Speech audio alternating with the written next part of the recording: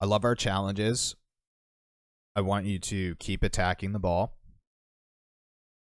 as a little extension on attacking the ball.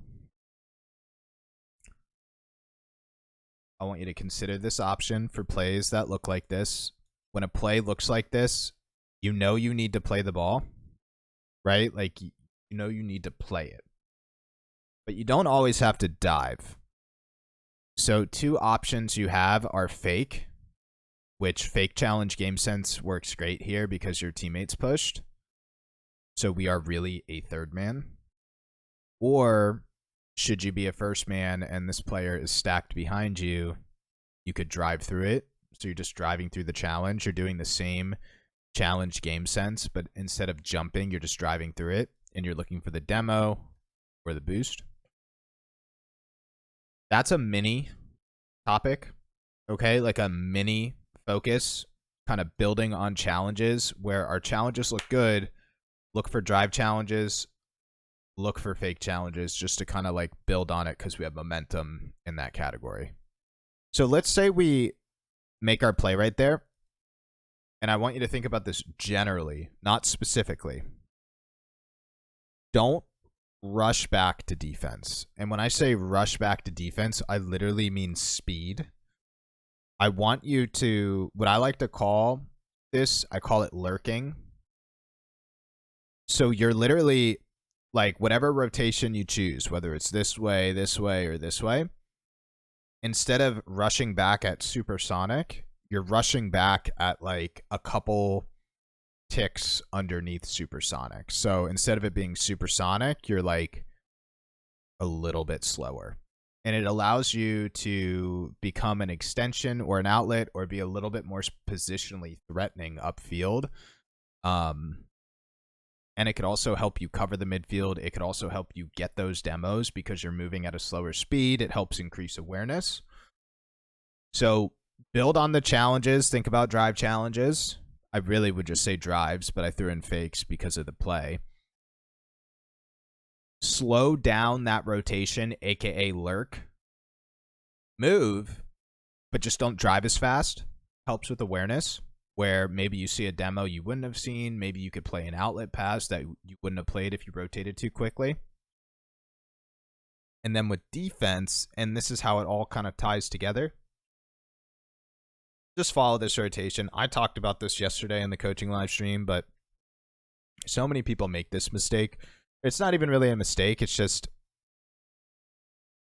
if you take a challenge here, continue that momentum forward to get mid boost and then get across to the midfield instead of taking a challenge and rotating this way or taking a challenge and getting this way, like super sharp.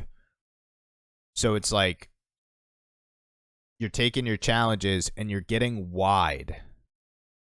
And wide could be to the boost or even here, but we want to get here.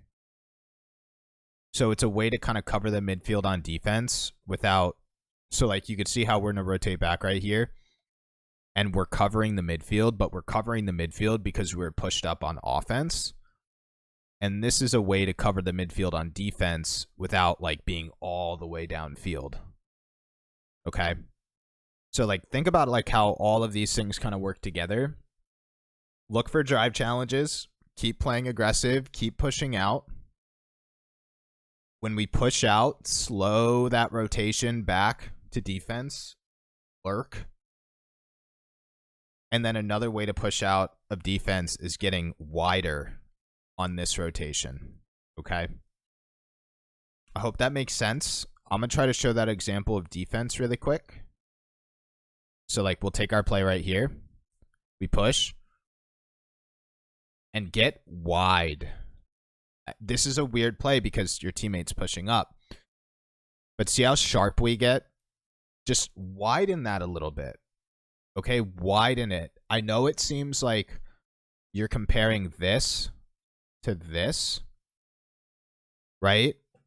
It's like such a small distance, but it's such a huge POV change. And it will also, like, as you do this rotation more, you'll be thinking about impact. Because as you could see, like, as you do this rotation, when we do this or do this, you should be thinking about cutting, demoing, or simply positioning.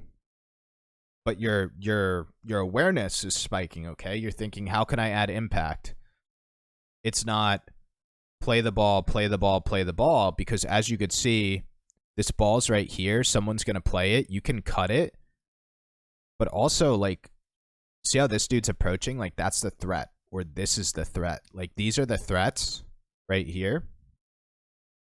But our eyes are just glued on the ball, and then we see this player just challenge past us. So we could help aid the play by following this rotation, but then also increasing awareness, and you're thinking cut, demo, boost, whatever it is, or it's simply just positioning.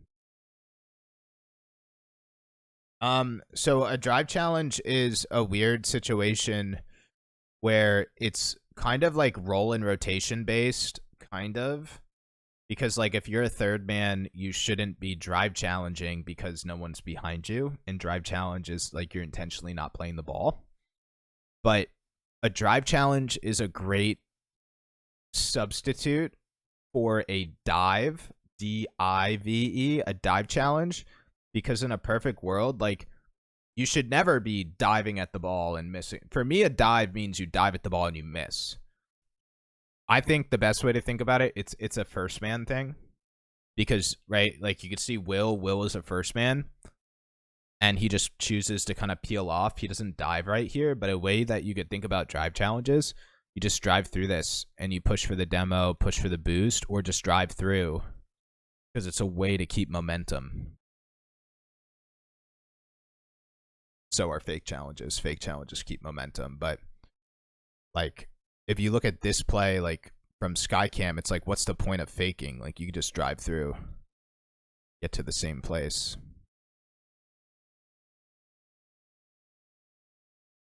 And you could see how if Will drove through this, right, drive challenge, maybe he bumps Eric right here.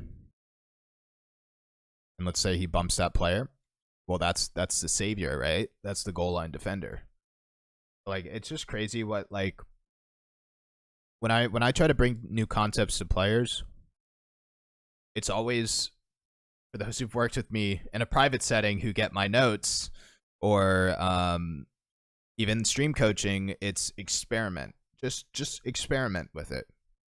And it's just crazy, like, because Rocket League's a very situational game, and you could take a situation and do it in like 20 different ways to get different outcomes, but maybe there's an efficiency scale where this, and this produce a more efficient outcome, and then you tie playstyle into that, and it's like, based on your playstyle, these are the most efficient outcomes, or based on your team's playstyle, this is what we like to do. This is how you like to play these situations. So it's there's never a right thing to do in this game. If you have, like, I mean, I get the comments on my videos all the time, like, oh, you should be doing this here. It's just false. There is never a right way to do something. Okay? Never. But you could take a look at positions, and this is like how I like to break down things. The corner. You hear me talk about the corner a lot. Well, the corner is, well, guess what? There's 4 sides to a field, so there's 4 corners on the field. The ball moves through the corner a lot because there's big boost.